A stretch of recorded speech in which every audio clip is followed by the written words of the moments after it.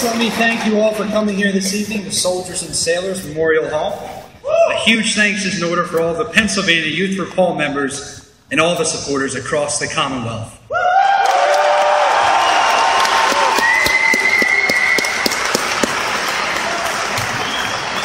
As many of you may know, Dr. Paul was born in this very city in the heart of the Great Depression.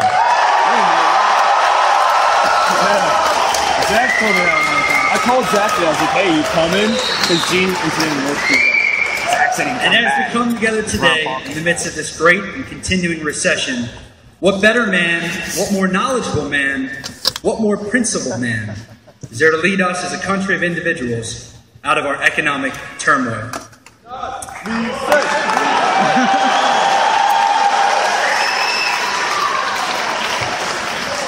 At the very beginning of this race, he was the only candidate who came to the table with a solid plan to directly confront our nation's biggest economic dilemma, the debt.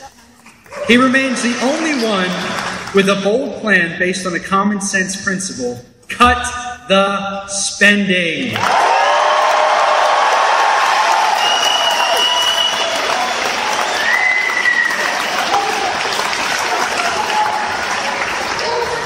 His plan would cut $1 trillion in the first year and balance the budget by year 3. Real solutions that you will not hear from any of the other candidates.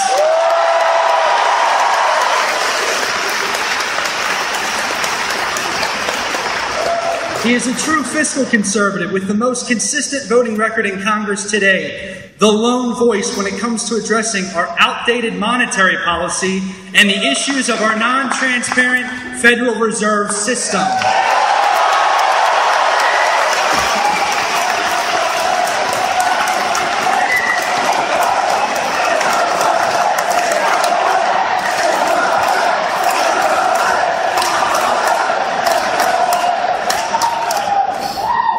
Dr. Paul works tirelessly to restore prosperity, security, and the principles of the Constitution for the hardworking people of this great nation.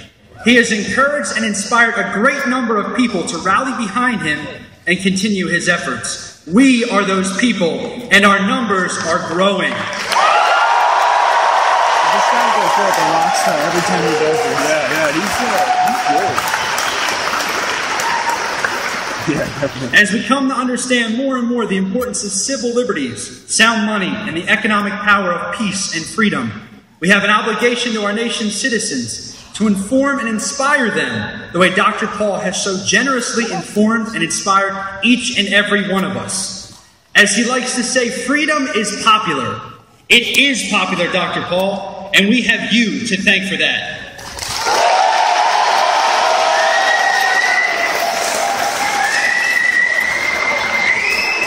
Ladies and gentlemen, please join me in welcoming back to the place of his birth, the very champion of the Constitution.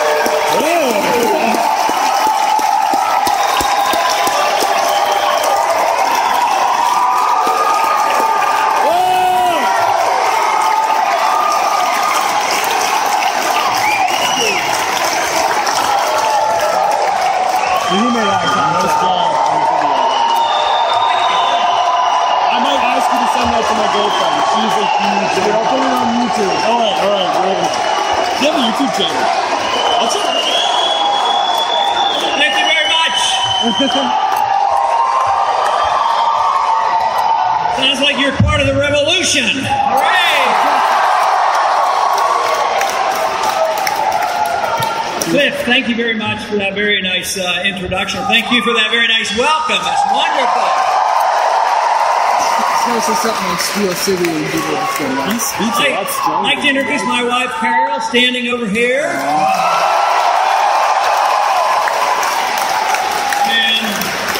And our granddaughter Linda is with us today, one of our 18 grandchildren. Thank you. 18 grandchildren. Somebody told me there was a little bit of competition tonight and maybe nobody would show up. I'm so glad to see you. Thank you for coming.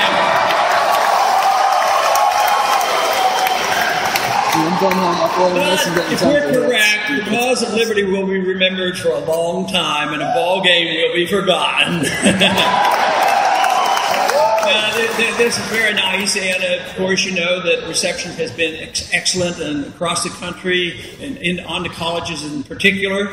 But I say every once in a while we come up short on the coverage. You know, evening news doesn't seem to cover what we're doing. And when they do, they come up with headlines. Where's Ron Paul? What is he doing? What's he doing these days? Where's the media? That's what we want to know.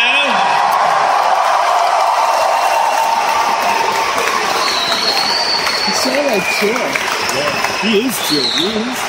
They claim they don't hear from us, but I think there'll be a recording or two, and maybe they will hear from us. Eventually, they must hear from us because we cannot continue with what we have today.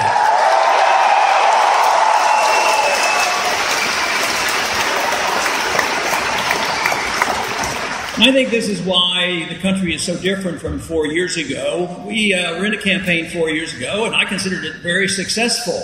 But there's a dramatic difference between now, today, and 4 years ago. 4 years ago, there were not that many people who had an interest in the Federal Reserve. Today, it's a really big issue. For the first time in the history of the Federal Reserve, monetary policy in the Federal Reserve is one of the big issues of the campaign.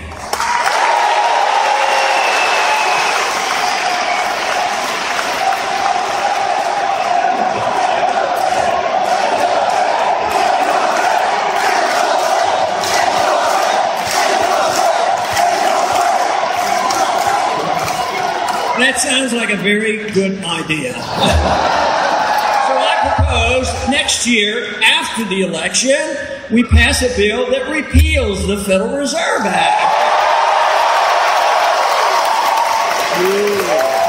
That would be so awesome. And surely if that isn't done immediately, what has to be done immediately, and the country now is very much with us, let's get a full audit of the Federal Reserve and find out what they've been doing with our money.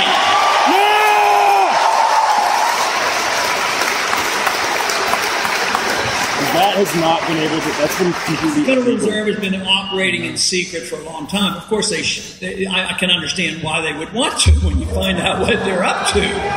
But they would like to continue to operate in secret because I think they do know deep down in their hearts, the people that are in charge, it's a totally unconstitutional organization. There's no authority in the Constitution for a central bank.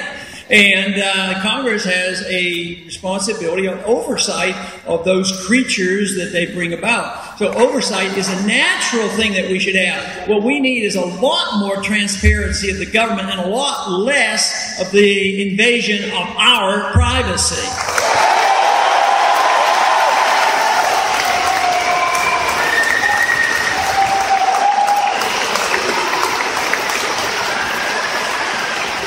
The Federal Reserve for 100 years has had a mandate for full employment and stable prices. Well, they haven't been doing so well, and as years go on, it gets worse. They're down to a 2-cent dollar compared to the dollar of 1913 that they were entrusted to. So the unemployment rate, when you look at it honestly, is closer to 20% than the 7 or 8 or 9% that they claim. There's no such thing that we've experienced for a long, long time with stable prices. So I would give the Federal Reserve a very, very low grade. I would think, I don't know whether it's an F or an F minus, but it's very, very bad. F minus. There's the F minus, definitely. The one thing that we have to understand about monetary policy is if we oppose big government, which I'm assuming that just about everybody in this audience is opposing big government,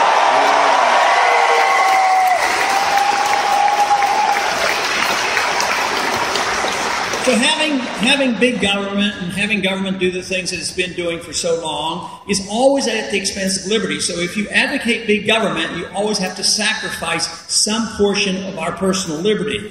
So this is the reason that if once you come around to endorsing the basic principle of liberty, you have to be in opposition, to big government and the financing of big government through the Federal Reserve System.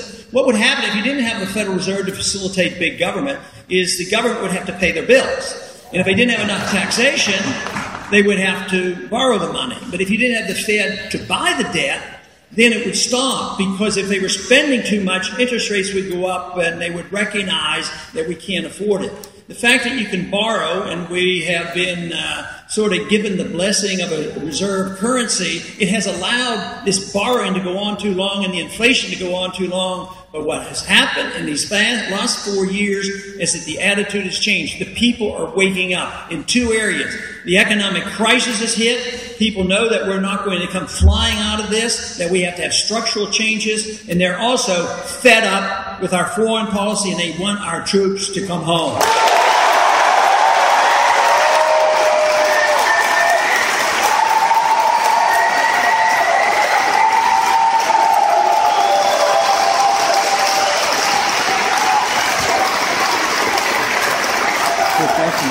Yeah, that is, dude, that's going to be an excellent video.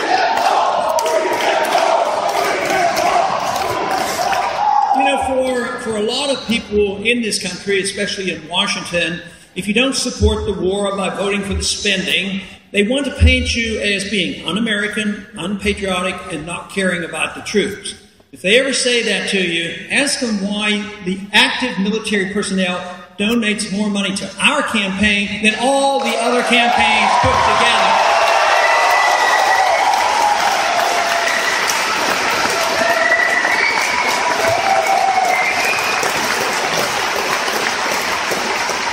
The individuals who have been fighting these wars, going over there 3 and 4 and 5 times, they know what it's like. It's one of the, psychologically, it's one of the most overbearing wars that we have ever been in. Even in World War II, the length of time that our soldiers were exposed to potential immediate danger was very short compared to what's going on now, and you add this up.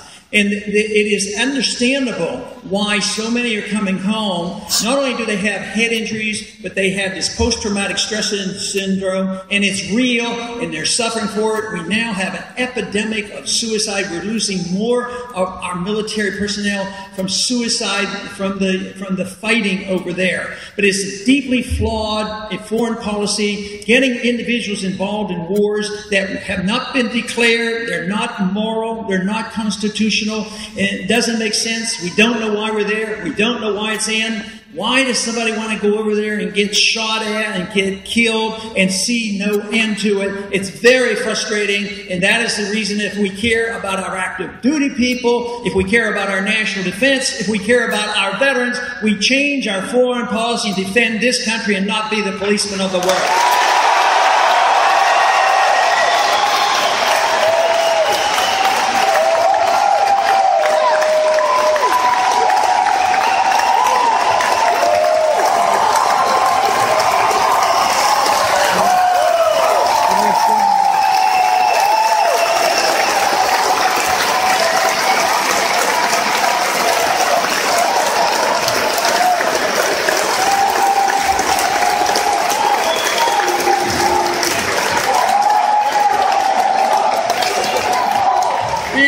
It is an economic issue as well. The past 10 years, with all the activity overseas, it has added $4 trillion to our debt.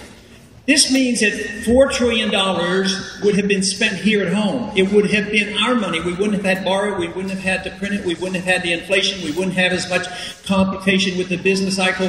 But it is driving us into deep debt. And all great nations who overextend themselves overseas and develop empires, they always come down because they become arrogant and they stretch themselves too thinly around the world. And today, unfortunately, our declaration of war is this declaration of war, of the global war on terror. It has been announced that it's every place, any time, in any country that we have assumed that we have the moral authority to drop missiles and bombs and drones in any country. And believe me, they don't like it. and the other people resent it, and they would like it much better if we promoted our goodness by setting a good example here at home and having them emulate it.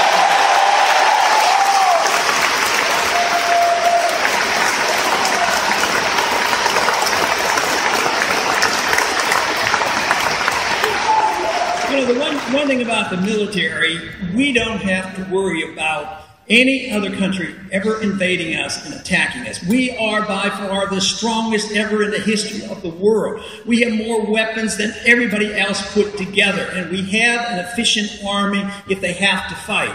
But our problem isn't a foreign invasion. Our problem is the other half of our oath of office when we swear to defend against all enemies, foreign and domestic.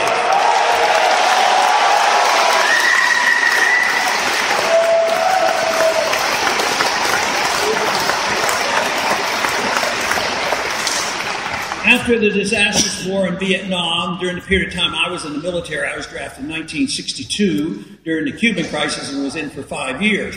But after the war finally ended in Vietnam, and obviously without victory for us, after losing 60,000 Americans, over 1 million Vietnamese died, and how many wounded we have, and all the money we spent, which ushered in a whole decade of economic crisis in the 70s. But shortly after the war ended, a colonel for us, an American colonel by the name of Harry Summers, met with Colonel Tu, who was Vietnamese. And they got together and they were talking and they were cleaning up the mess, and these are the rules, and we're leaving, this sort of thing. And our colonel said to the Vietnamese colonel and said, "You know, you never defeated us once on the battlefield. We always won militarily." And, you know, Tu said to him, he says, "You are right, but it's irrelevant." Because he did not understand, we didn't understand then, and we don't understand now. We can have a military power, and we can bomb and kill and occupy and pretend we're democratizing these countries. But what is much more important is winning the hearts and the minds of the people. And you can't do that. You can't destroy the ability of people to want to take care of their homeland. The whole idea of a Taliban is not to be anti-American. They're anti-occupiers. We worked with the Taliban when the Soviets were occupying Afghanistan, and now we're on the receiving end of it.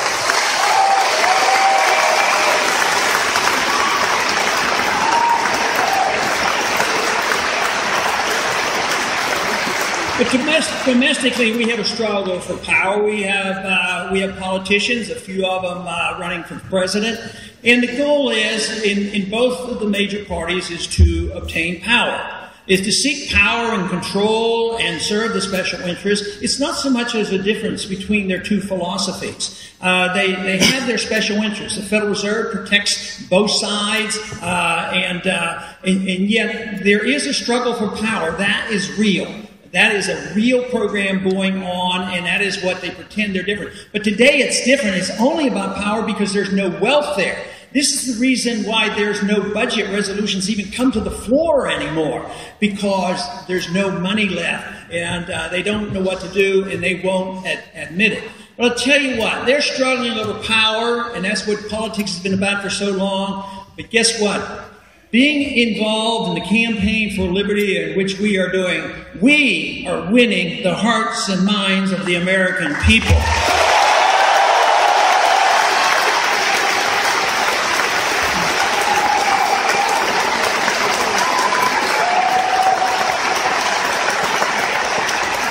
There is no doubt in my mind there are revolutionary changes going on, and they're intellectual ideas that are changing. They're not brand new, but they're improved over the ideas that brought our country about. The founders were very understanding of the cause of liberty. They understood that liberty was of one unit, personal liberty and economic liberty.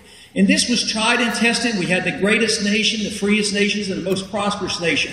But it's on trial right now because we are no longer the richest nation. We have now claimed that we are the most indebted nation in the history of the world. And we aren't producing. Our real productive jobs have gone overseas. So this will not continue. This is the reason that in the near future, exactly the dates I don't know, but in the next several years, what this generation will have to do, those who are getting out of school now, and I think they must understand this because the greatest support we are getting for the cause of liberty are from the people who are from the age of 18 to 30, and I am excited about that because that really should give us all a lot of encouragement. That's right.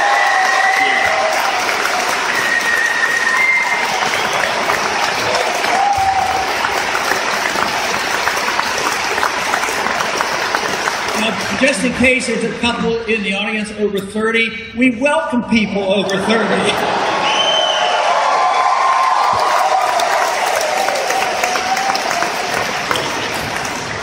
I keep thinking if the election was limited to the 18-year-olds to 30, I might well win this election hands down. Is he wearing jeans? Yeah. But we are definitely winning this. The groundwork has been laid. The movement is on. It's not going to stop. I love to use the quote, you know, an idea whose time has come. Armies and governments cannot stop those ideas.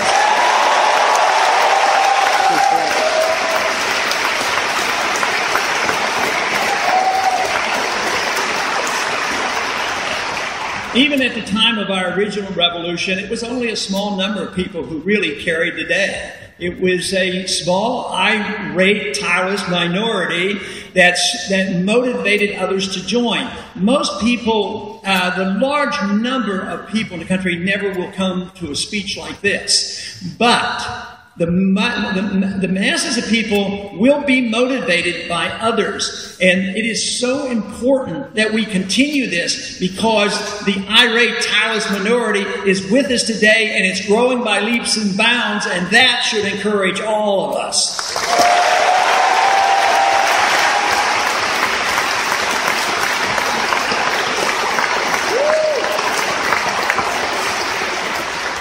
As Samuel Adams described it, he says that tireless minority should be and will, for success, start wildfire, brush fires of freedom in the minds of men. And believe me, there are a lot of brush fires going on. It's going on a daily basis. People are waking up. I see positive signs when you see statistics that show that 75% of the American people now they know there's something wrong with the Federal Reserve and we ought to do something about it.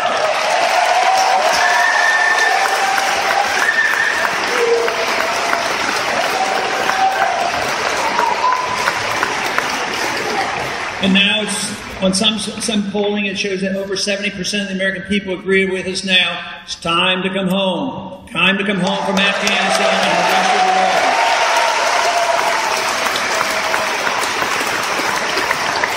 world. And that to me doesn't mean just where the active military fighting is going on, but every place where we are today, because there is the resentment and we can't afford it. The troops went into Korea when I was in high school. They're still there. But they've been in Germany and they've been in Japan since World War II. So it is really time to come home out of necessity. So I am very pleased that the country is coming in this direction, even though you might not hear it on TV at night, and although you don't hear from the other candidates, I am very optimistic that these attitudes will change. For instance, the American people got pretty annoyed and pretty upset about this attack on the internet with Stop Online Piracy Act. You know. Yeah! And of course, with your help, we were able to defeat that. It has been removed from the floor, both in the House and the Senate. But guess what? They have another bill coming up this week, which is worse, and that's called CISPA. They know our greatest weapon is not only the energy of a whole generation, but also the internet is our friend, and they would like to control the internet. So if you care about it, let your congressmen know and let your senators know they better not vote for this bill next week. Details, man, details. Like, it's insane. No one else goes to the details. Our attack on our civil liberties have been rather systematic over many decades, but especially worse in the last 10 years. After 9/11, there was a lot of concern, and much of it justifiable on what had happened. It was a terrible day for us. But instead of trying to understand the principle that the CIA has analyzed and written about called blowback, they decided to blame the American citizens and pass the Patriot Act and penalize the American citizen as if that was going to solve our problem. So we'll put that high on the list for repeal.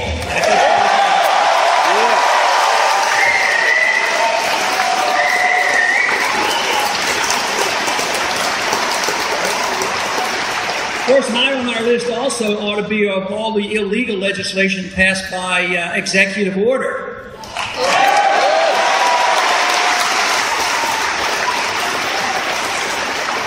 The executive order passed just a couple weeks ago said that the Defense Production Act would be renewed. And in the Defense Production Act, which was passed 50 years ago, gives the president authority under times of war to nationalize everything. Very, very dangerous piece of legislation to be on the books. But the president renewed that by executive order, not a legislative effect. And he changed the wording. Not under wartime conditions, but even under peacetime conditions, he can make this declaration. Now, we've all heard, the big complaint about the president trying to interfere and lecturing the Supreme Court of Obamacare.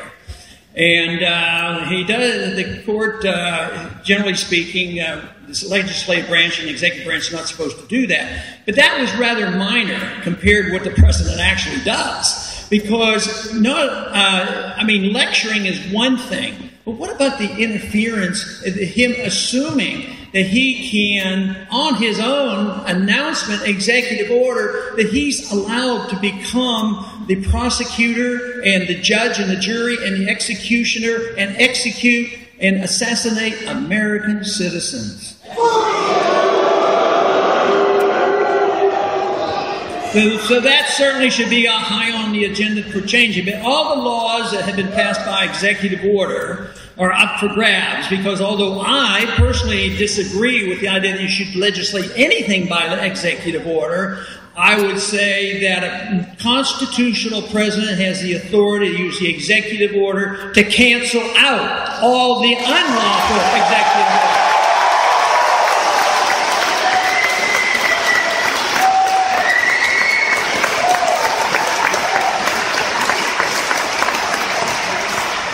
Courts haven't been helpful for protecting our civil liberties. There was a vote this week, it was 5-4, to permit law enforcement officers to strip search without probable cause anybody. And everybody should know what's going on at the airports. And I would think if we tolerate this and look at what the pictures that happen of all the groping and things go on and knowing what kind of powers, if we don't do something about it, we have to start blaming ourselves. We've been too lackadaisical, so we need to wake up and do something about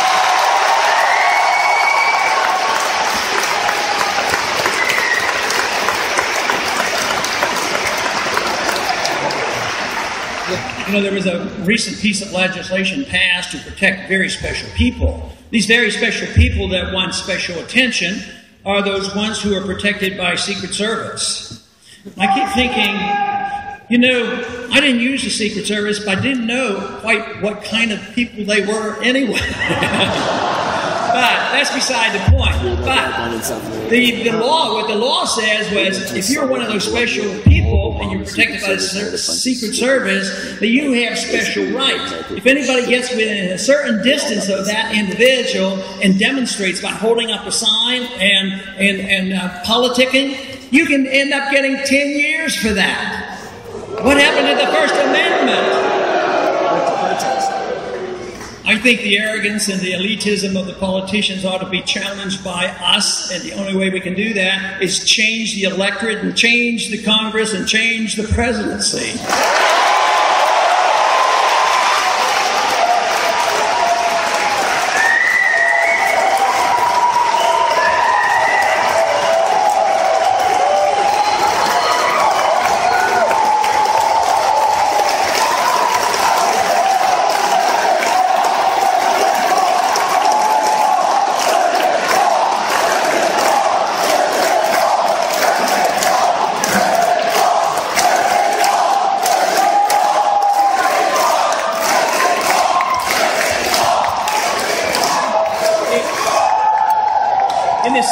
the 60s, when there was a bit of turmoil in our country, I think today it's much more structural and much more dangerous, although it was serious in the 60s due to the Vietnam War.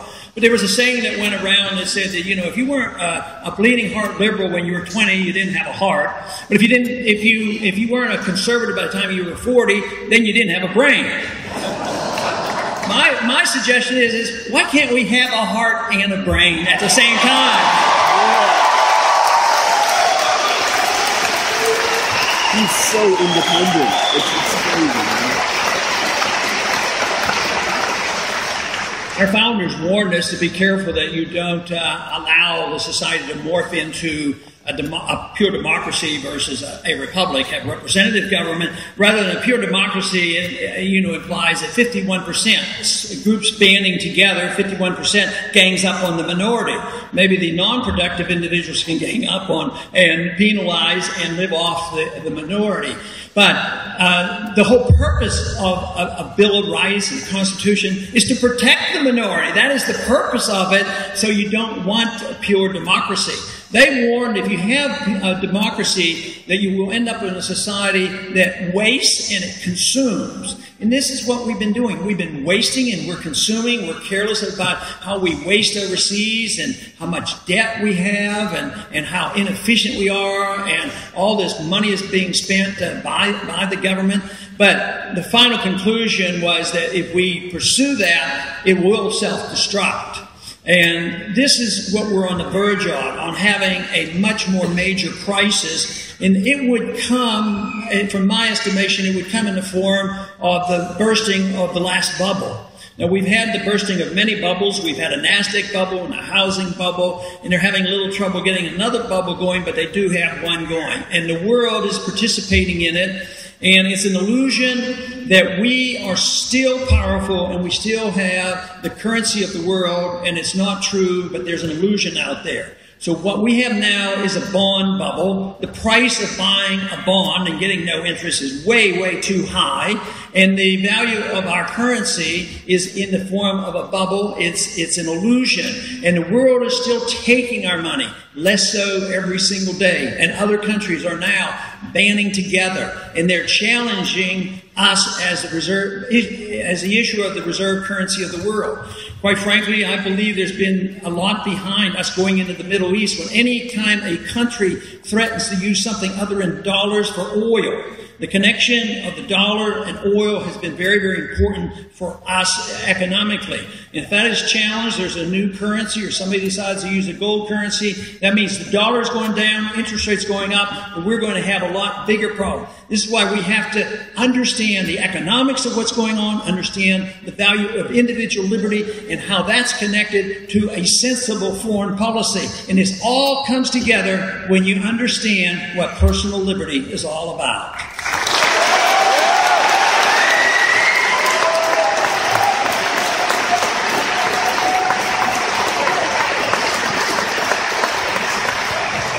Personal liberty to me means that we own our own lives, that our life and our liberty comes from a creator or in a natural way and does not come from our government.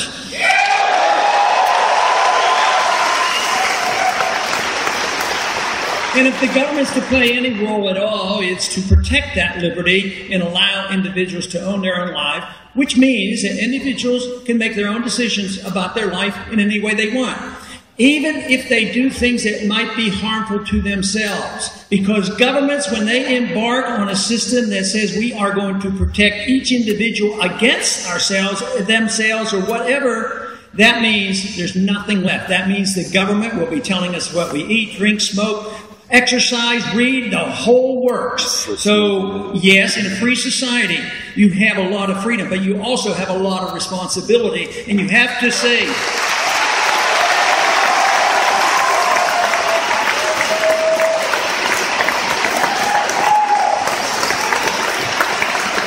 and if you use the freedom that you have and you do harm yourself, you cannot go and tell your neighbor they must take care of you. You can't go to the government and tell the government that they can go to the neighbor and force them to take care of you. So yes, there are some risks in having free people. But compared to when the government tells us what to do. When the government and the politicians and the bureaucrats make these decisions, when they make the mistakes and they can't know what's best for you, it hurts all of us. So that is minor, that is major compared to us making our own decisions.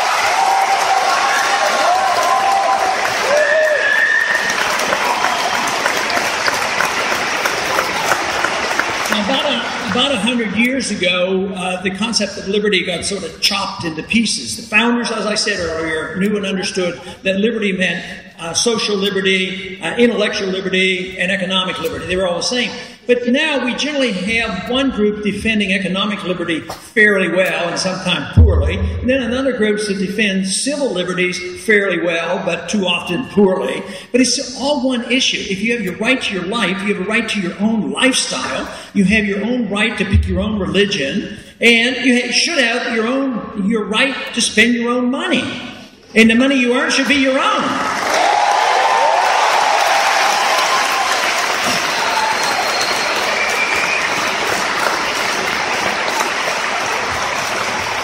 So now in Washington, we're fighting over power, fighting over trying to divide up a shrinking pie. But at the same time, what we're doing now is we're trying to bring people together. People say what we need is more compromise. And I don't buy into that. I think we've had way too much compromise in Washington because what they do is there's two sides of the political spectrum, and each wants to spend money. Some want to spend it at home, and some want to spend it overseas, so they compromise and they spend money. So what we need to do is have a coalition of people who understand what personal liberty is about for different reasons. Maybe economic liberty, maybe religious liberty, maybe personal liberty, maybe liberty to practice your own habits as you please. Then the people come together. People becomes friends because they identify with principle of liberty, and you don't even care about how people use their liberty if they don't hurt anybody else and they enjoy that liberty for themselves.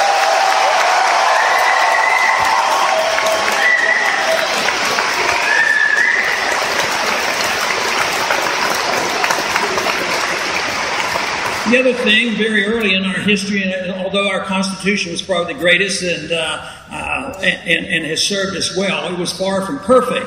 Because in our early history, we had a lot of punishment for people in certain groups, that they didn't earn their rights because they belonged to a group. And I think that's wrong. People shouldn't ever be punished because they belong to a group, but they shouldn't have any special favors because they belong to a group either.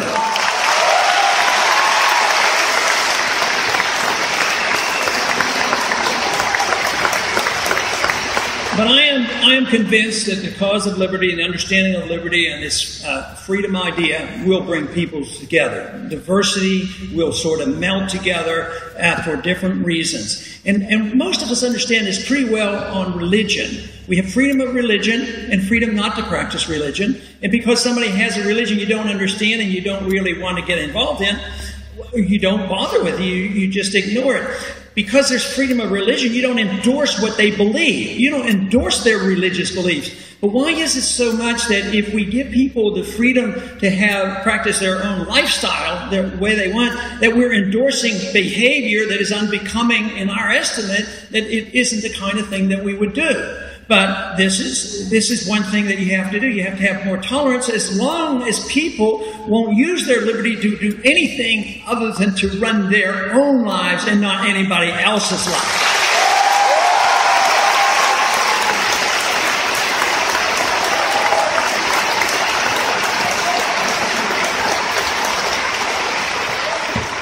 This would be a major undertaking. I think it would solve a lot of our problems. I think the coming together would be much easier.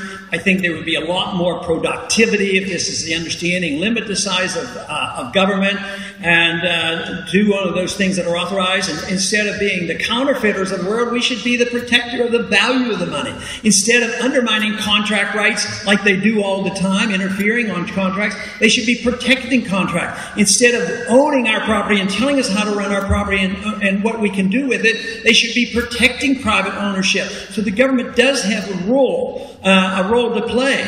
But if we did that, I think we could get back on our feet rather quickly. But we would have to identify that it comes from the fact that each and every one of us are important because we're individuals and not because of any other reason, that we're all individuals and we all should have equal protection under the law.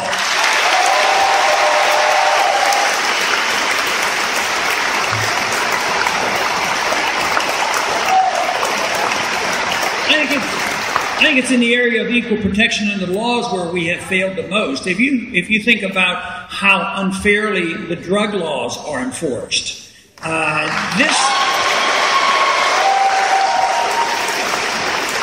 if you're poor and you're a minority and you commit the same crime as somebody who's rich in a different color, the odds of that individual ending up in prison is much, much greater. So I have a solution for that. I would say that it would be a lot easier to come up with equal justice under the law to get rid of all these drug laws at the federal level.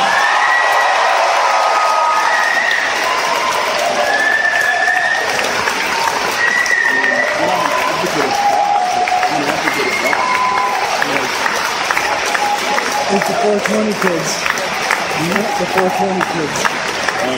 I happen to disapprove of the use of most drugs, even most of the prescription drugs, too. There's more addiction, number-wise, with prescription drugs than there are with the illegal drugs. It's just that the problem is compounded. It's not that, once again, that I would endorse people using drugs, because I think they're very dangerous and people should be cautious. But it's the whole idea of allowing who's going to make these decisions for us. So if they can decide what kind of drug you can take and what you can do, what if somebody says, well, you know, there is a real benefit from medical marijuana, why should the government send the troops out to arrest people who are doing this? It makes no sense at all.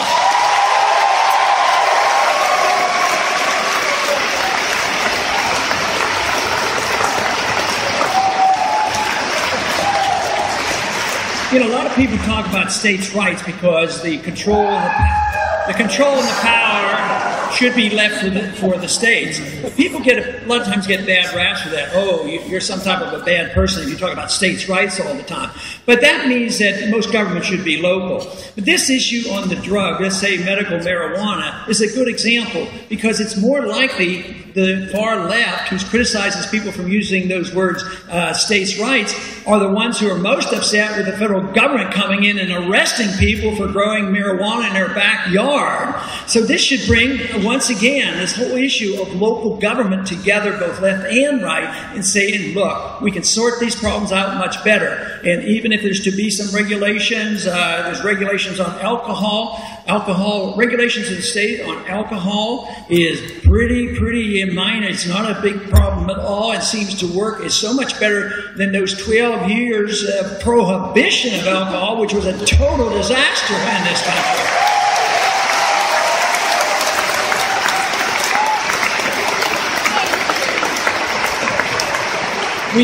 We need a better understanding. We need more confidence. We shouldn't be afraid of living in a free society. We have to challenge the status quo. We have to challenge decades of an educational system that teaches us to tolerate and accept, well, you have to have a Federal Reserve. You have to have the federal government protecting you. You have to have consumer protection. You have to have all these things and finally wake up and it doesn't work. And this is what's happening today. No matter how well motivated some of these programs have been, no matter how well motivated it has been for the entitlement system, it flat doesn't work. So I've concluded that if you truly are a humanitarian, and I think we all have that instincts to be humanitarian, care about our fellow man, if you do, you have to believe in the free market, because the free market and sound money is the only system that can produce enough wealth to take care of the poor and provide the jobs.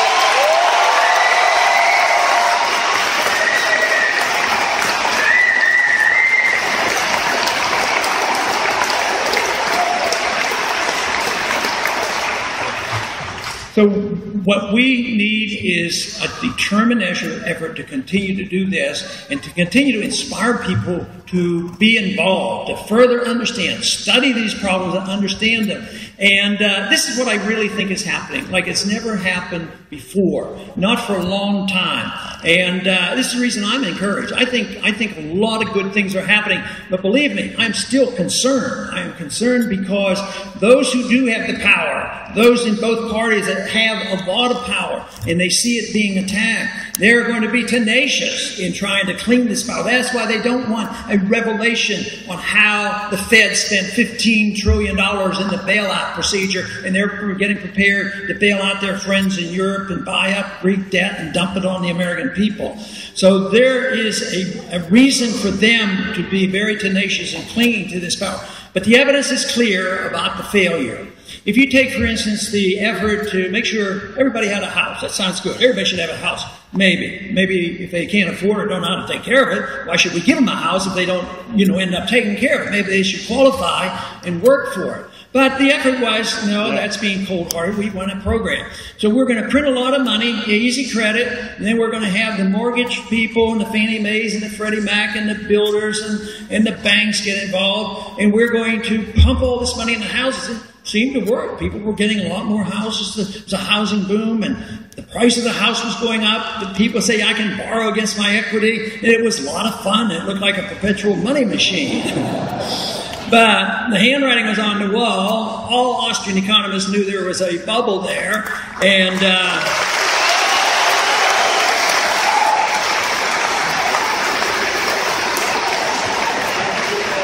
so when the bubble burst, the people who were making all the monies, especially the ones making tens of billions of dollars in the derivatives market and all the wild speculation was going on, they said, we're going to go bankrupt. We're going to go bankrupt. You got to clear and bail us out. We're too big to fail. Come. So the Congress and the Federal Reserve goes and bails out the people who were ripping us off. And guess what?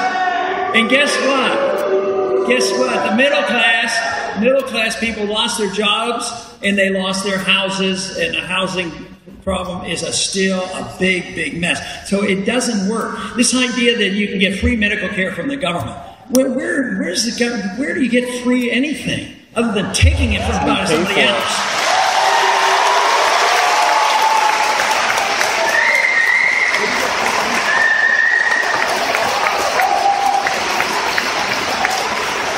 I have a bumper sticker in my office. It's been on the internet now and then. It says, don't steal. The government hates competition.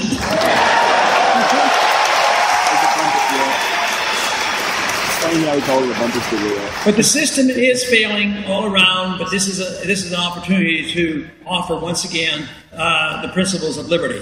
We had this great start, and then we backed off, we've slipped, and we've been very careless. Whose fault is it? It's everybody's. It's the people. They got lackadaisical. They thought they could live off somebody else. The business people got more interested in the materialism of the products, and they got more by having high-paid lobbyists and getting the government to get special deals and benefits. And generation after generation forgot about how do you produce wealth? Well, somebody has to work for it. And this is what has to come back because we're broke. We're broke, and the debt bubble is the biggest in the history of the world. It's very, very serious. And yeah, in Washington, their head is still in the sand. The other candidates, what have they offered to cut? If it's a debt bubble, wouldn't you think we should cut spending? I would think that would be a good idea.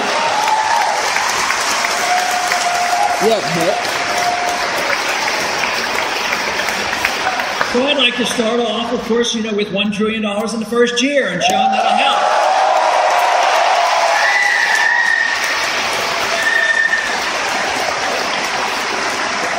Some people worry about that, and they say, well, if the government doesn't spend the money, won't that cause an economic crisis? No, I says the government, we're already in an economic crisis because the government's been spending the money. I want the people to spend the money, and not instead of the government.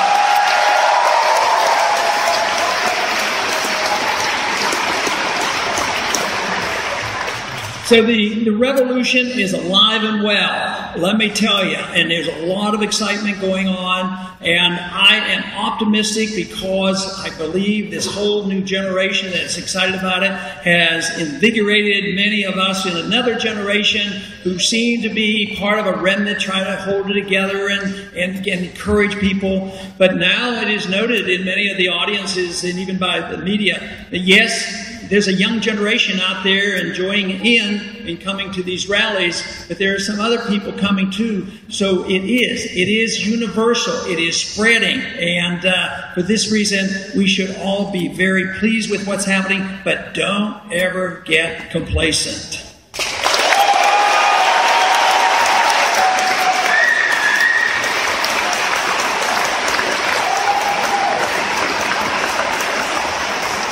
A lot of times they will challenge us and they'll say, well, you people want to go back to the Dark Ages. You want to go back to the 19th century. You want to go back to this silly old thing about gold standards.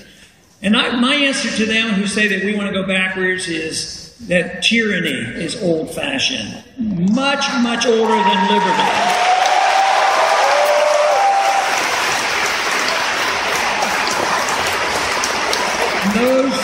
And those who promote all government solutions, expanding the size of government and more spending, they're just working their way toward tyranny and the rejection of the free market system and the prosperity that we have. They would also like to say that you can't do this on the gold standard. That's old-fashioned. But the gold standard is a natural money. It's not a government money. Government money is fiat money. The only way they can get it to work temporarily is by a gun. They say you use it. If you use gold and silver, we'll put you in jail. And they changed the legal tender laws. So the market has picked gold and silver to be money, not individuals. But there is a better gold standard than we had in the 19th century because there were problems with it. It was a bimetallic standard, and the ratio was fixed. And there's reasons that argue the case that you don't need to do that. There's reason to argue that the market might well be more in charge of a monetary system rather than the government, because governments have been notorious in destroying the money because there's always a political angle, fighting wars and then promising entitlements to the people. So there is no reason for us to be defensive about going back. I think we are the wave of the future. They are the past.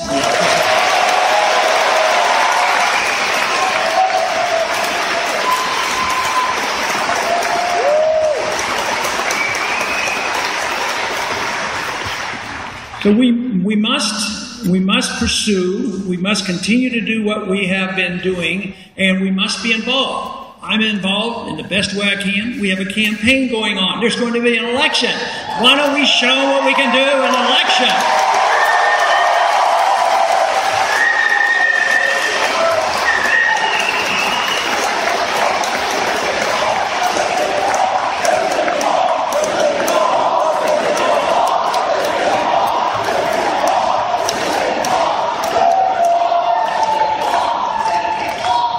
So every one of us has an obligation.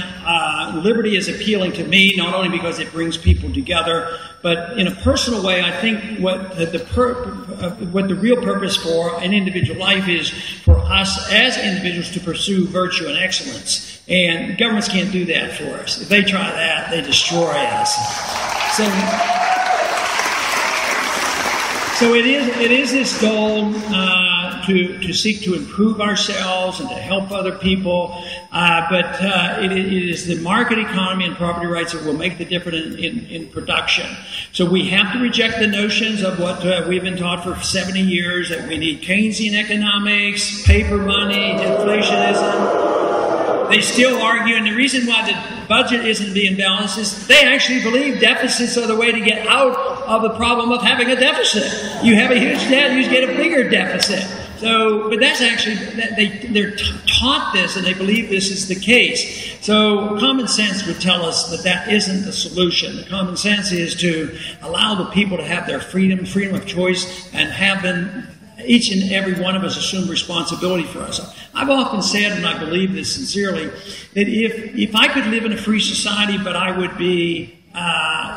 have to live with less material wealth, I enjoy my freedom so much, I'd be willing to do that.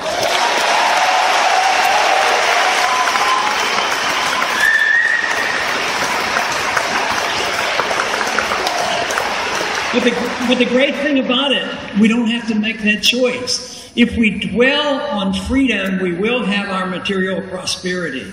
And and if you dwell on the prosperity and we become only concentrated on materialism, actually we don't gain either one. So this is such an offer to us, and I think we're going to have an easier time than some other systems have because we have great traditions. So we just have to renew them. We have to renew the enthusiasm. This is the reason I am so delighted to come and visit with you and find people who are so inspiring, and because you're anxious and interested and you know what we ought to do. So I want to thank you very much for coming, because I am convinced that this philosophy of freedom is the way, and essentially the only way to achieve not only peace, but prosperity as well. Thank you very much.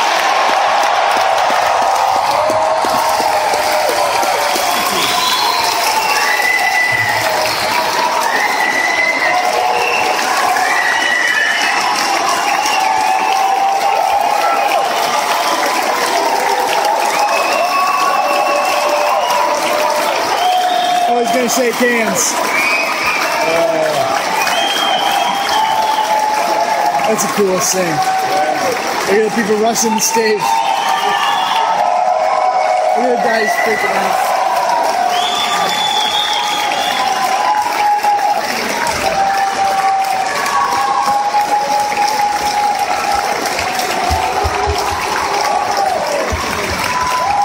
I should have went down. I could have talked to his granddaughter. Yeah. There we go. What's up, baby?